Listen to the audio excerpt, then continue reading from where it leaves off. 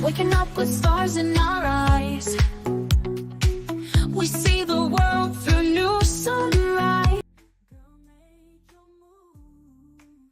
make your move, let the world know. Don't hold back, let your true self show. Celebrate, you got nothing to lose. Shine your light, girl, make your move, your move.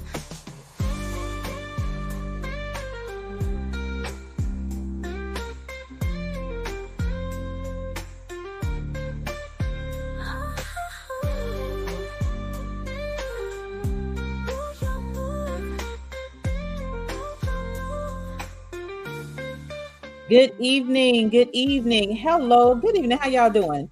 Welcome to Stop Playing Small Summit. I'm your host, Tameka Chapman. And listen, I'm so excited for the next 2 days as we host the Stop Playing Small Summit, because what is it all about?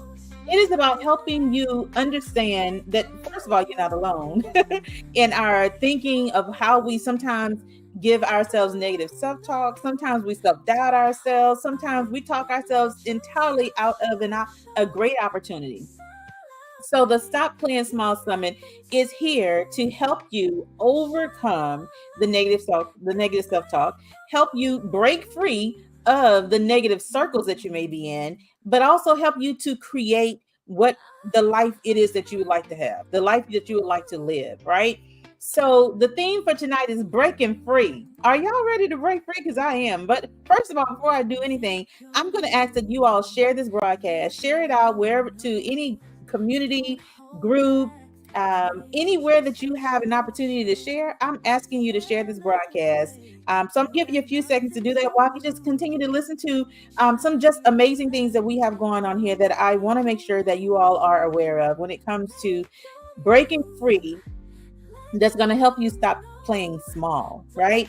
So I'm going to share a little journey with y'all, a little bit of my own journey, a little bit more transparency than I normally share. But again, that's what it's all about. It's about me being transparent, me being authentically transparent, that allows you to understand that you, one, are not alone, but for two, everybody has a journey. Everybody has a journey, and it's okay for your journey to take off and be the way that it is.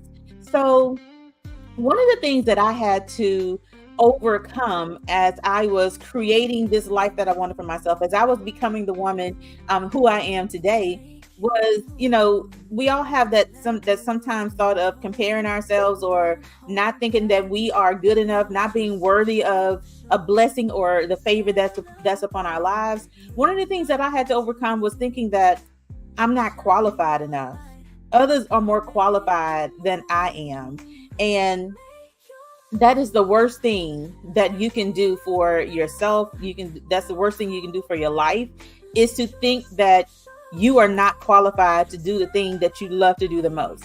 One of the things that I had to understand about myself is that I'm very unique in how I do things and in what I do, how I show up, when I show up, what I say, what I do, how I look. Like, I'm unique in all of those ways, and so are you.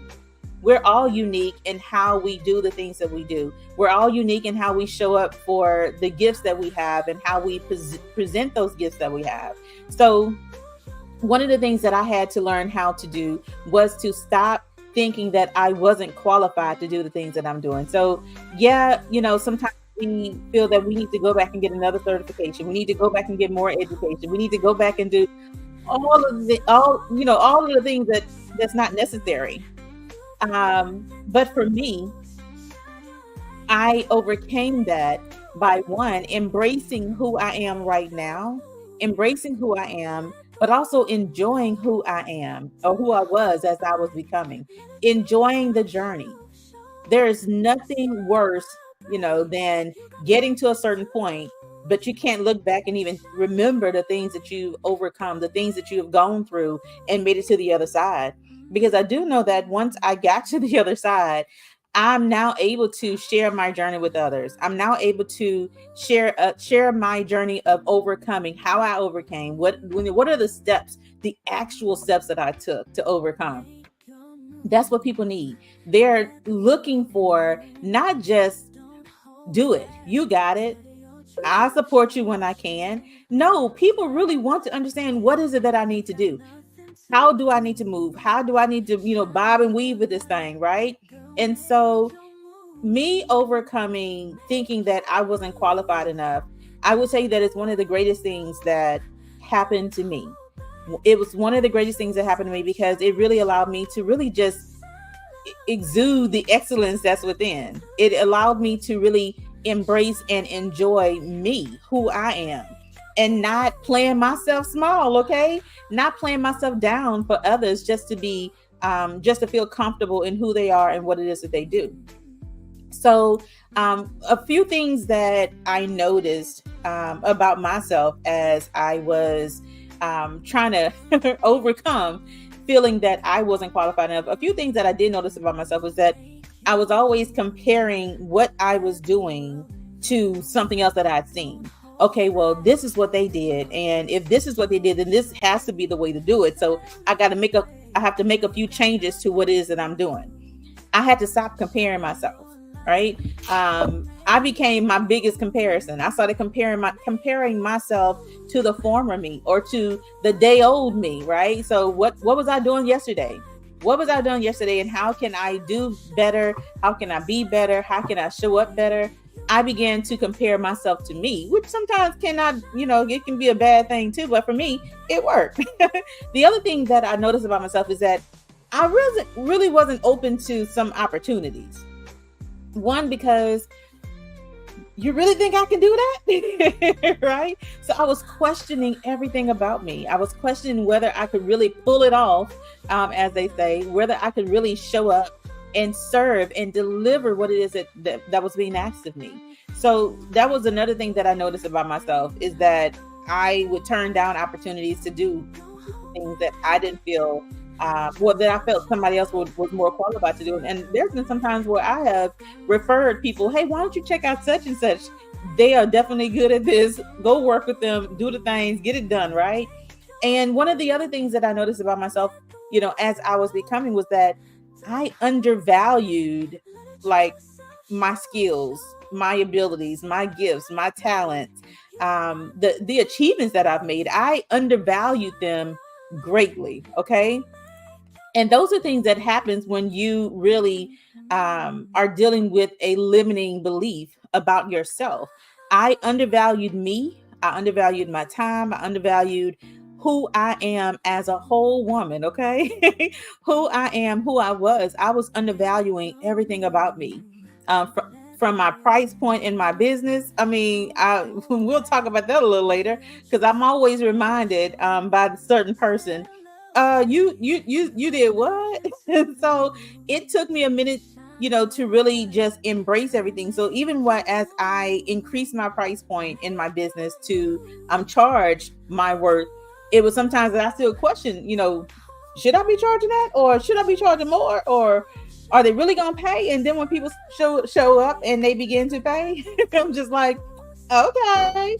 And then when I show up and I deliver, okay. So right, it makes you that much more confident within yourself when you show up.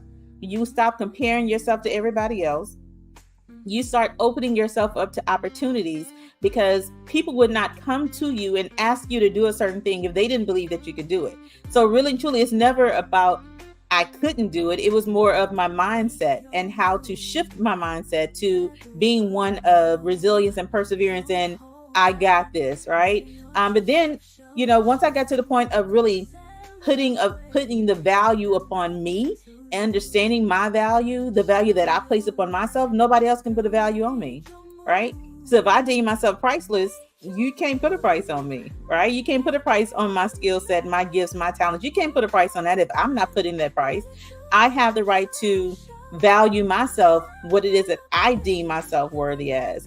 And if you are in line with the Bible, okay, with the good word, I'm not here to preach because I'm no pastor, right? However, you should never downplay yourself. You should never play small. You should never play the gifts that God has placed within you. You should never play small in those gifts. You should never allow yourself to be devalued or allow yourself to be undervalued by anybody. And once you get to the point of no longer comparing yourself, no longer feeling like everybody else is qualified and you're not.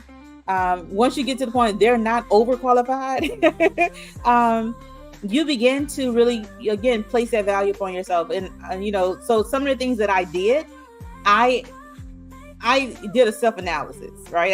I did a self-analysis, and I really wrote down on that piece of paper, like, what are the pros about Tameka? What are the cons about Tameka? What are the things that I'm really, really good at? What are the things that I'm really, really great at, right? And I knew how to shift my focus onto those things, because if it's something that I'm really not good at, I can, work towards that. But if I was going to excel, let me put more of my energy and my time and my focus on the things that I'm really, really good at, and that's where I serve. That's where I offer. That's where I play ball at, right? And so I also got mentorship. We all, I know you've heard of the saying, if you're a coach, you should have a coach, right? So for me, I got a coach. I actually had a couple of coaches along the way in different ways for different things. And for me, it really helped me to really identify a lot of the things about me. Like, I've had some official coaches and I've had some unofficial coaches, okay? But I've learned along the way, I've learned a lot of things about myself, and that ways that I was limiting myself to become and to be. So again, seeking mentorship, seeking coaches that can really help me, guide me, and give me a different perspective on looking at things. And then the last thing I did, I just started stepping outside of my comfort zone. Like, if you wanted something, I can get it done. If I can't get it done, I'm going to figure out how to get it done, and you'll get it within record time. How about that? Right? Because again, I wanted everyone to feel as confident in me that I wanted to feel in myself, right? So I'm gonna say that again. I wanted people to feel as confident in me that I wanted to feel within myself. And then what happened is, eventually I became that much more confident in everything that I had to offer. And so now, who are you looking at? You're looking at an unstoppable woman. I'm just gonna say it. You're looking at a woman who no longer plays small for anybody. You're looking at a woman who really have a mindset of, I don't care what people think. I am very much qualified. I'm probably overqualified for a lot of the things that people want me to do, but I do it because I love to serve and I love to give and I love to see everybody else win, right? So I want you to embrace who you are. I want you to embrace everything about you, embrace your gifts, your talents, embrace your skill set, embrace everything about you, and go for it. Nobody can put a limit on you unless you do. Okay? Nobody can put a limit on you unless you do. So I want you all to feel empowered. I want you all to feel embraced, encouraged, and I want you all to feel energized. Okay. I want you to feel energized for the next 2 days for the Stop Playing Small Summit. So if you haven't already done so, please share this broadcast, invite others to join in. Make sure that you're giving us some feedback, engaging with us in the comments. I want to engage with you all. My co-host here wants to engage with you all, and I'm so excited. So again, welcome to the Stop Playing Small Summit. We're here August 20th and the 21st, today and tomorrow, starting at 8 p.m. Eastern Standard Time on both nights. So let me get the show started. Let me get my co-host for tonight, Alicia Sylve. Welcome. Hold on. Are you on mute still? Welcome, Hello. welcome. Thank you. Listen, I am so excited to be here tonight for the Stop Playing Small Summit because, as I've mentioned before, this is probably the most transparent I'm probably going to be on social media, okay?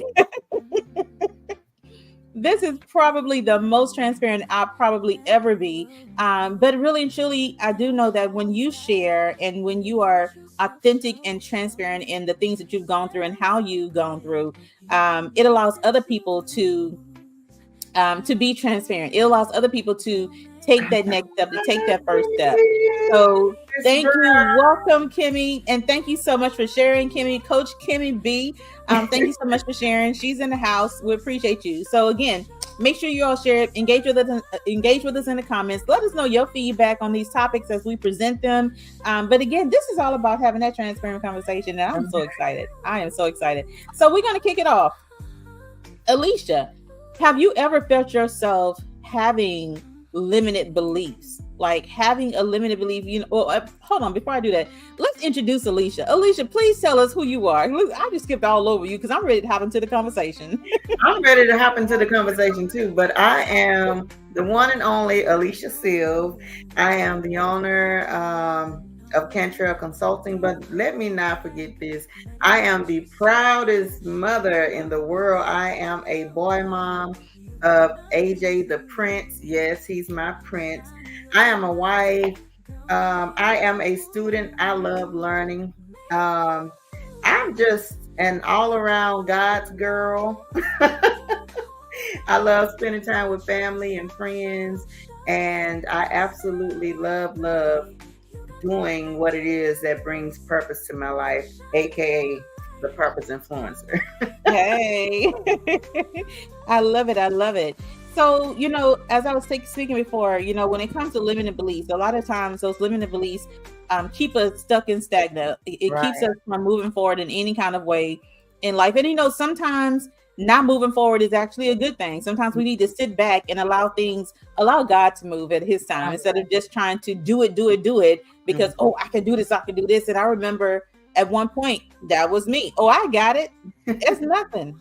That comes easy to me. I got it. So for you, Alicia, was there ever a time where you felt that there were some limiting beliefs that held you back from actually moving forward? Absolutely. Let me just begin with I'll go all the way back to childhood. I was on the basketball team, but I wasn't always on the court. We're not going to tell nobody else that, okay? I wasn't always on the court. So, in my eye, I felt like, well, I'm not as good as so and so. I'm not as good as her. But at the end of the day, I was on a team. I made the team. Right. So just feeling like I have to be like as good as the next person or have that top skill of now I can block the ball. I can block the ball all day. I won't say that I blocked the wrong ball going into the wrong hoop, but I can block the ball all day. Get that out of here, right? So yeah. Just that was an elementary thing. But when you fast forward to big girl status, I've seen marriages happen. I've seen marriages fall apart. And then when it's my turn to go down the aisle, I'm like, okay, God, this is what, I prayed for. This is what I wanted. But, am I good enough for this? And come to find out, I'm gonna find out. Okay. God gave me favor. I'm good enough for it. I'm here. So, Right, right. I love that. And you're speaking on good enough. Like that definitely is um, one of the main limiting the beliefs that I've seen a lot of women have a feeling that they're not good enough for right, the favor, for the blessing, for the success, for whatever it is that they're going for. A lot of times they don't feel like they are good enough for it. right. And so let's talk about being good enough for something and how that really begins to manifest itself within our daily lives and decisions. Because a lot of times we're so unconscious to what we're actually doing. We are on autopilot, right?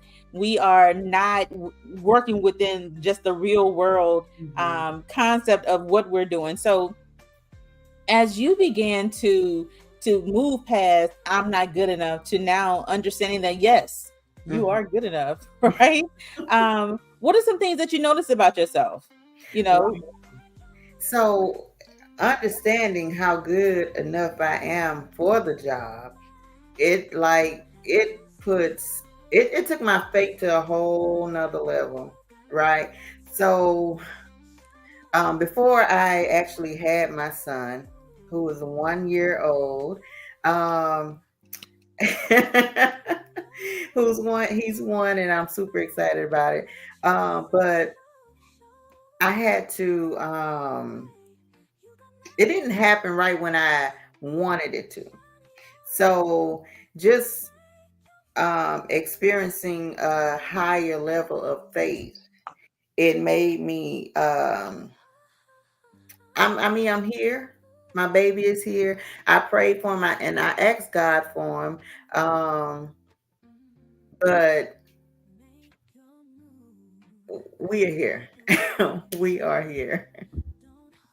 you know, for me, I would say when it comes to feeling like I'm not good enough, I also had that same issue at one point of Mhm. feeling of questioning because I've had the 18-year journey. You've had a long years worth of journey of trying to conceive as well. And at one point, I thought I wasn't good enough. Right. At one point, I felt like, am I good enough for marriage? Right. Mhm. Am I good enough for this job? Like, I've told the story before where I went from as a paralegal in the legal field. I started my career at $22,000 a year. Don't listen, don't come for me. Okay, do not come for me. But yes, that's when I started out years and years, and over what? Oh my gosh, probably about 20 some odd years ago now. Mhm. And then moving my way up, and every time I got a promotion, by going to a different employer or agency, my salary doubled, all the way to the point of my last employment. I was six figures, and I was still questioning, am I good enough for this? Like, hold on, y'all really gonna pay me? Like, what? This what y'all doing? Right? So it really it puts doubt in your mind. Mhm. It made me doubt, like, am I really doing what I'm supposed to be doing? And then at one point I found myself questioning every decision that I was making in life, in career, in my business.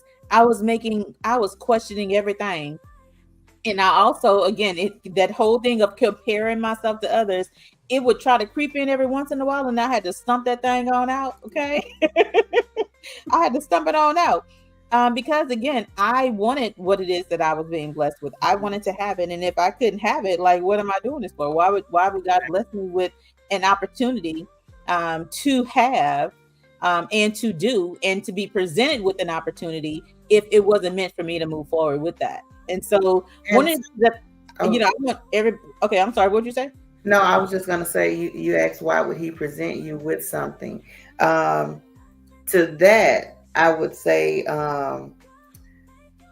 in 2020, I was pregnant. And I hadn't asked God for a baby in 2020 though, but I had asked God for a plethora of other things. Um, And we're being transparent here. We were kind of going through in the marriage. I learned that the 7 year itch is real, which we were beyond the 7 year, but financially, spiritually, I felt like we were at two different levels spiritually. So, I was asking God, I was fasting and I asked God for a plethora of things. I made a list. And in the midst of me making that list, I got pregnant. But uh, I had to learn the purpose of that pregnancy, because God used that pregnancy to actually bring together everything else on my list.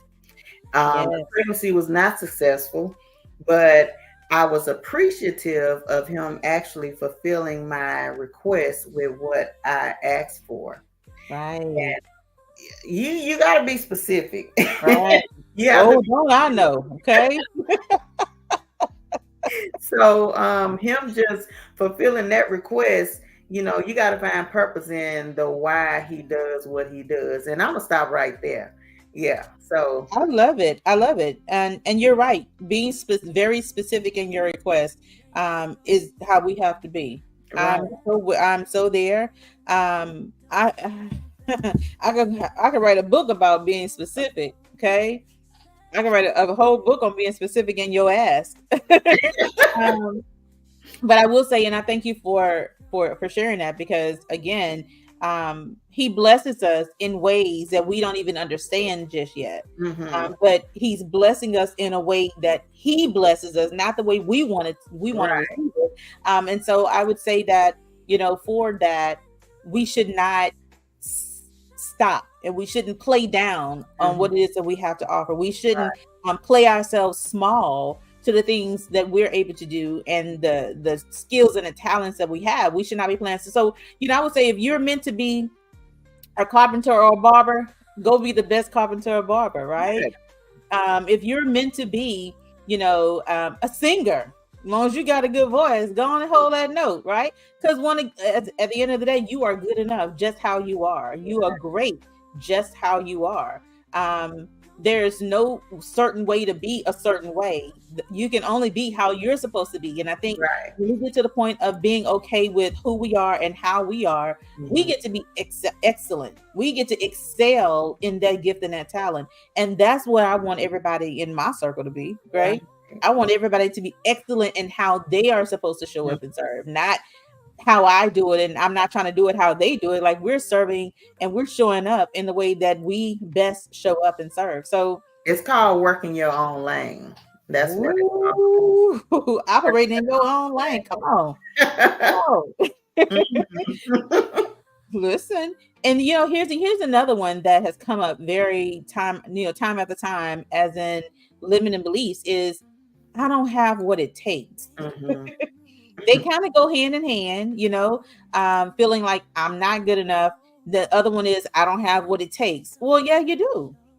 You have what it takes. You're probably afraid to use that skill, thinking of the judgment that others will have on you because you didn't do it the way that they would think that you should do it. Well, who cares? Who I'm just saying, cares? who cares? Like, if you're doing what you're supposed to do, that's all that matters. That's Right. all that matters. It doesn't matter how they want you to show up, what they want you to do, when you want to do it, when they want you to do it. Showing up in the best way that you know how to show up and serve, just completely serve, is all that matters. You don't have to sit here and worry about the rest of it. Don't worry about what they're going to say, because nobody cares. But here's some things that happens when you feel that you don't have what it takes. The number one thing that people do, they procrastinate. They procrastinate. Been there. Been there. Right? You have everything else to do before you can do that one thing. I gotta go do this. Oh, I gotta go do that. Right? And I would even say a part of I don't have what it takes can, you avoid doing Mhm. the thing. You just avoid it altogether. You avoid anything that has to do with it. You just avoid it. And a lot of times it's because you're scared of stepping outside of your comfort zone. Right. You are scared to step outside of your comfort zone. And that could be for a number of reasons. One, the biggest one that I've seen so far is that that fear of judgment of what will people say if I don't succeed?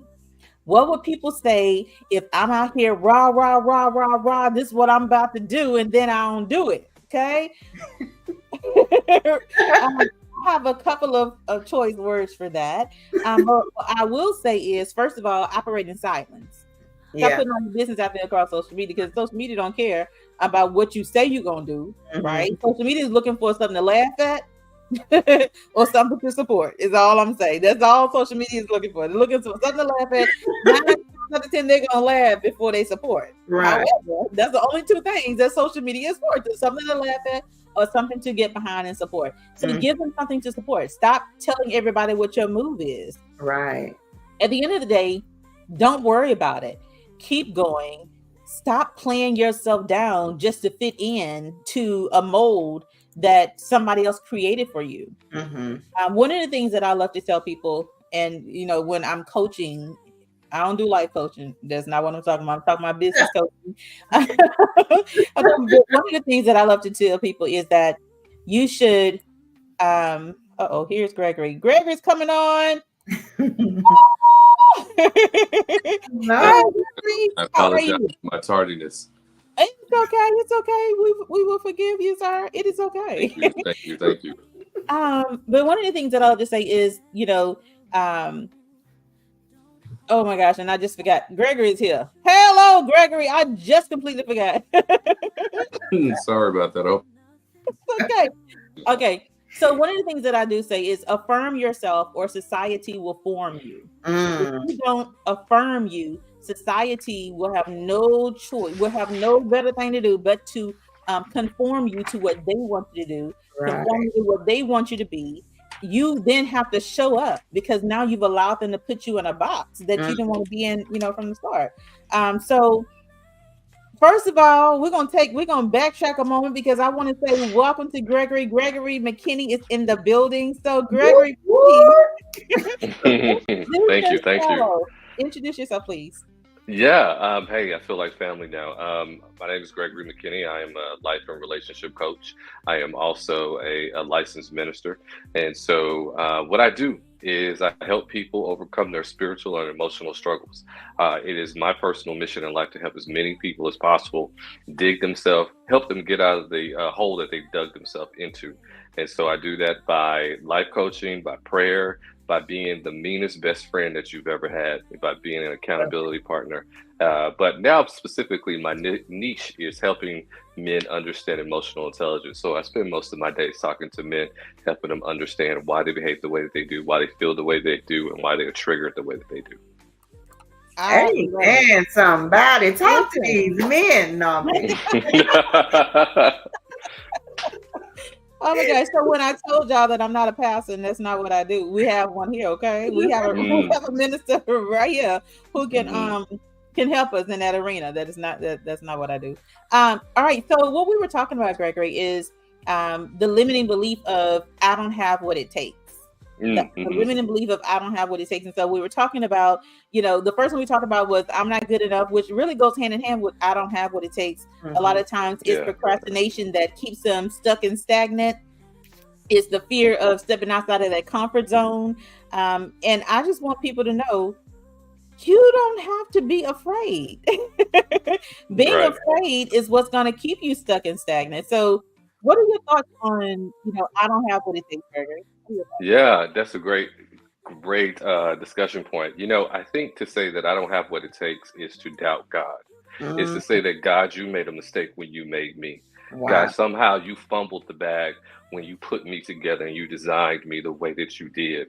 Not knowing that each and every one of us is designed on purpose for a purpose. So just because your thing isn't the same thing as your neighbor doesn't mean that your thing isn't great.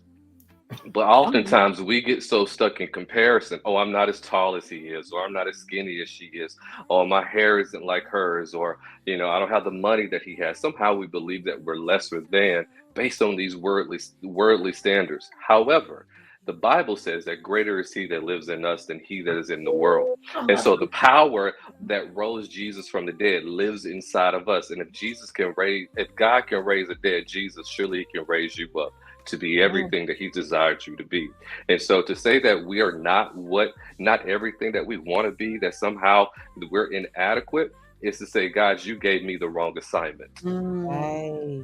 The Listen, summit is over. It's over. listen, we done. That's it, y'all. We thank y'all for coming out. Like that was it. The mic has dropped. Okay. I love that. I love that. To doubt yourself means that you're doubting God's Right. wow. Plan, His purpose for you. You're saying somehow, God, my assignment is also smaller than someone else's. And listen, you know what? I think sometimes in this world we live in a world that's based on comparison, whether it's on social media or whether it's not in the parking lot, comparing his car is next to us or homes. Not knowing that, hey, your assignment of being a stay-at-home mom is just as important as being a CEO. Your assignment of being a Sunday school teacher is just as important as being a politician. There is no small assignment, because you don't know the ripple effect that you are causing with every person that you touch. I tell everyone, if you want to change the world, impact the people that are close to you, impact the people that sit at the kitchen table with you, help change the person's life that's within your reach. All of us have a sphere of influence. And if we manage that sphere of influence, we can help change the world because it ripples. That's good. I love that. I love that. And the fact that you said, if you want to change the world, change the people that's closest to you, that really, I believe, goes hand in hand with our next topic of the power of our words. And how do we shift, one, the inner dialogue that allows us to have that outer dialogue with other people when we are in tune and understand the power that our words have over our lives, over the lives that we're speaking into, over the people that surround us in our circle. I definitely want to tap deep into the power of words. When it comes to negative self-talk, you know, when we're talking about our personal lives, our professional lives, you know, the relationships that we have, how do we overcome negative self-talk? How do we address it? I just identify it, address it, and overcome negative self-talk, Gregory. You know, it's a muscle. It takes exercise, because the world is constantly beating us down every day. The world is always telling us that we're not good enough. And so we have to be on purpose and intentional about the words that we use. Our words are food to our soul. What you think, you become. And whatever you tell yourself is what your body and what your consciousness and what your brain and what your soul and what your spirit wants to follow. Any statement that you put after I am, your mind wants to shape you and equip you to be that. Right. So if you say I am stupid, guess what? You're telling your mind to start thinking like you're stupid. If you're telling yourself I'm not worthy, I'm not good enough, you're programming your mind. The great thing about the brain is that it is programmable. So just as we programmed it to think negatively, we can program it to think positively. And that means being intentional. That means saying, I will not think bad about myself. And when I do speak something negative about myself, pull it back and say, no, let me correct myself. I'm not stupid. I am learning. I am not less than. I am just growing. I am not sick. I am healing. Whatever it is, you can take control of your own life and your mindset by being intentional, by taking charge over your mind. Your mind isn't in control. You are. Your spirit is in control. And if I can just speak spiritually for a second, the Bible tells us that in the beginning was the Word, and the Word was with God, and the Word was God. And so what that tells us is that our words are, in essence, the communication that we're having with God. Every time you speak something negative about yourself, you say, God, this is what I want you to make me. This is what I am trying to become. And so if you're speaking positively of your life, you're telling God, this is what I know I can become. This is what I know I can be. And God is going to support whatever it is you request of him. Right. I mean, listen, he done brought it. He done brought it. First of all, Dr. KJ is in the house. Thank you so much. Lantonette is in the building. Thank you all for joining us. I appreciate you all for being here. Dr. KJ, yes, I'm going to come back here for life. Yes, I am. Okay. So thank you all for engaging with us. Make sure you all share this broadcast with others to join in with us, to engage with us and have a conversation about stop playing small. Listen, I don't play small. Okay. I'm not playing small. I don't care what anybody says. I know what's within me, what's inside of me. I know what my mission is in life, and I'm operating in it. and I love what it is that I do. Right. So when it comes to negative self-talk, I mean, I think I have been there at one point in my life, right? I have been there, and I think probably more than one point in my life. I've been there where I've had some times where I've spoken just crap, right? You know, we go through things in life, and then before we know it, we're just like, oh, I guess it's not gonna happen for me. I wish this and I wish that. You know, but that's like that whole doubt that you can actually do it, that whole doubt that you can actually make it happen if you just, you know, put yourself in position to actively work towards that. So speaking, you know, negatively, never a good thing. But I want you to understand that just because you did it don't mean that you can't come back from it. There are things that you can do to overcome it. You know, as Gregory has mentioned to us, all of the amazing things when it comes to positive self-talk, right? We're speaking words of life into ourselves, and that's how we should be doing. Because that one, as you see on the screen, it shifts the inner dialogue that we're having with ourselves. I always say, if you don't talk to yourself, you crazy. I've always said that it's a sad dog that won't wag his own tail. Uh, You know, and I think that we should be comfortable bragging on ourselves. Why not? Why not speak well of ourselves, to ourselves and to others?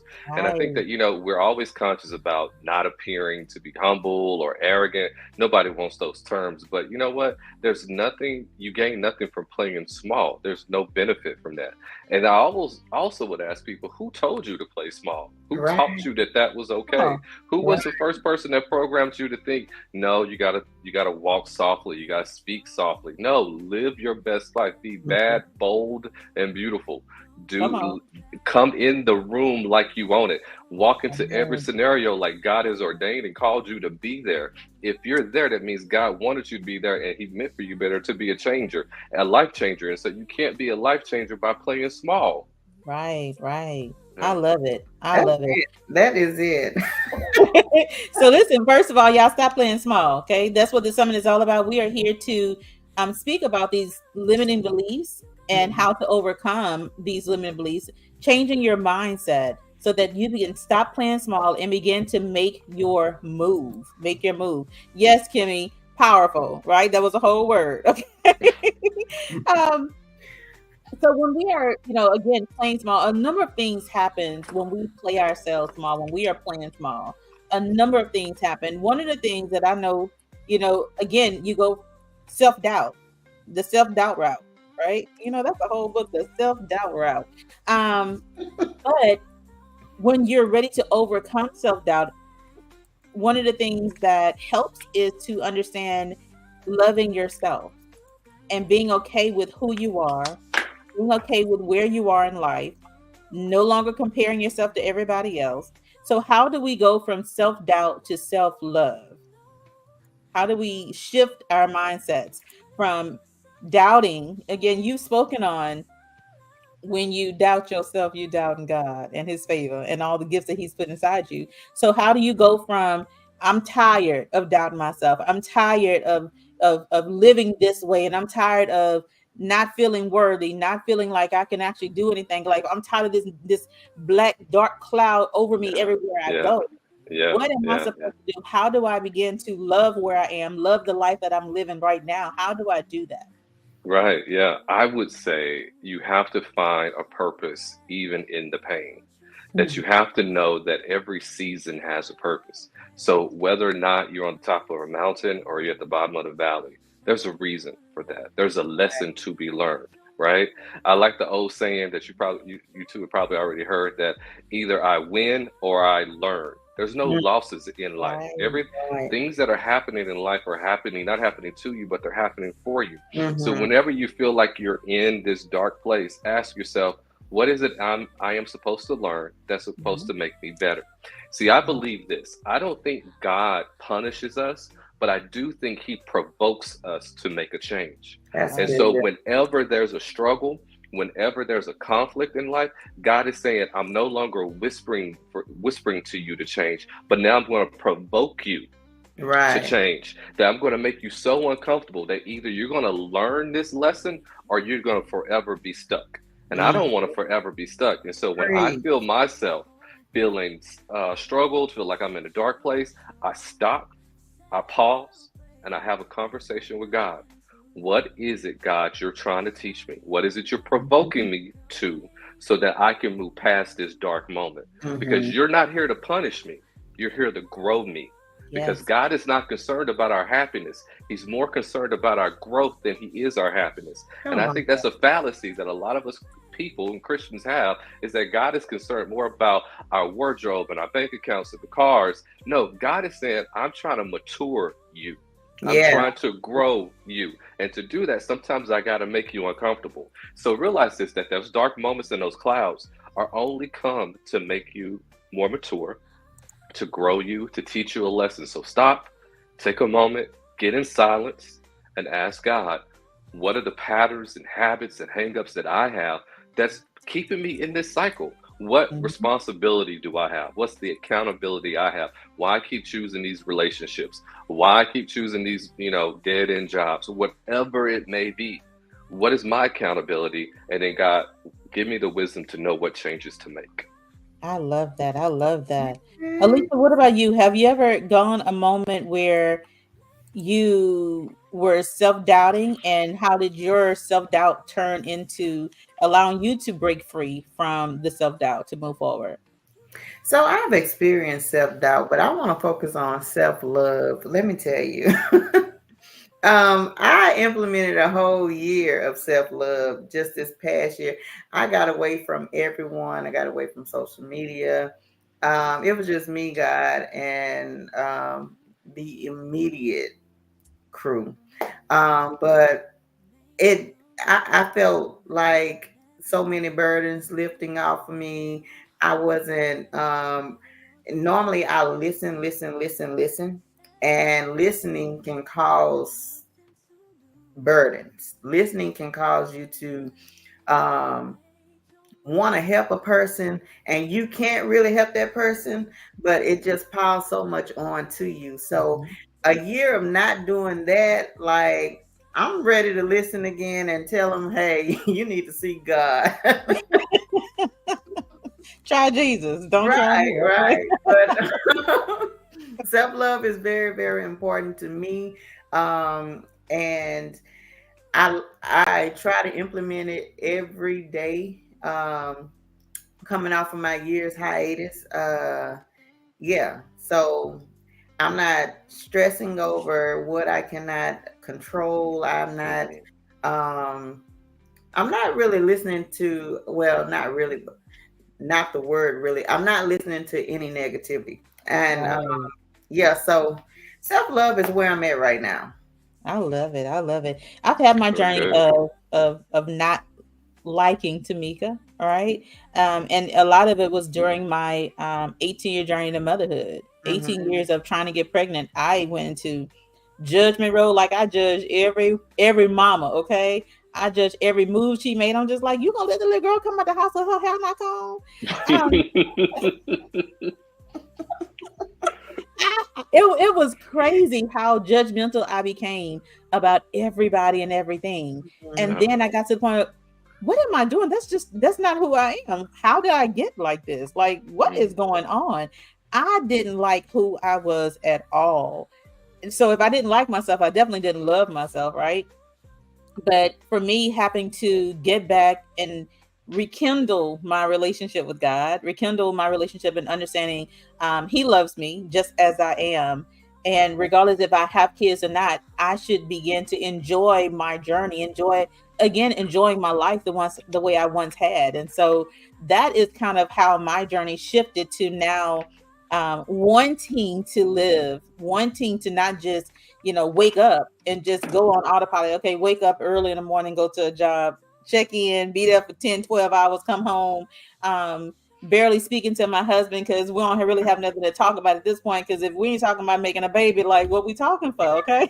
So that it was a moment in time when that's just where I was. And so I had to break free from that so that I could begin to live again. So I began to spend time with me, spend time with the Bible, spend time with God, talking to him again. It's like, hey, what's up, bro? Right? I'm here, I'm back, it's me. What we doing today? So that was my journey coming back to loving who I am. And today I can boldly say I love Tameka. Like, she's a bit much at times, but I love all of her. I love all of her. You know what came to mind when you said that was we got to give ourselves unconditional love. You Mm-hmm. Yes. know, all of us sometimes don't like ourselves based on what we're not producing, performing, or what we don't have. But whether I have it or I don't have it, I'm still going to love me. Whether or not I Right. have a baby, not have a baby, I don't have a job, I do have a job, I have money, I don't Right. have money, I still got to love myself. We got to learn Mhm. to love ourselves unconditionally.